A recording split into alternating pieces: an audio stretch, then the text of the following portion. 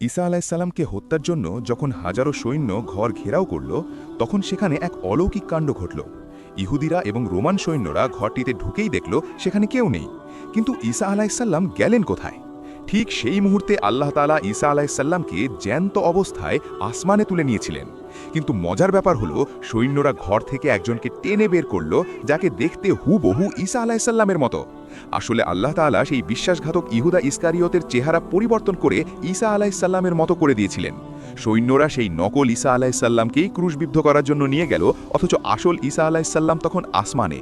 কুরআনে বলা হয়েছে তারা তাকে হত্যা করেনি এবং ক্রুশবিদ্ধও করেনি, বরং তাদের জন্য এক বিভ্রম সৃষ্টি করা হয়েছিল। আজ কিয়ামতের আগে ঈসা আলাইসাল্লাম আবার পৃথিবীতে ফিরে আসবেন দাজ্জালকে বধ করতে। তিনি দামেস্কের সাদা মিনারে অবতরণ করবেন এবং সারা বিশ্বে শান্তি ও ন্যায় বিচার প্রতিষ্ঠা করবেন। আল্লাহর পরিকল্পনা সব সময়ই নিখুঁত। তিনি তার প্রিয় বান্দাদের কখনোই শত্রুর হাতে ছেড়ে দেন না।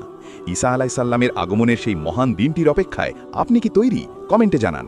ভিডিওটি ভালো লাগলে শেয়ার করুন এবং ইসলামের প্রকৃত ইতিহাস জানতে আমাদের সাথেই থাকুন।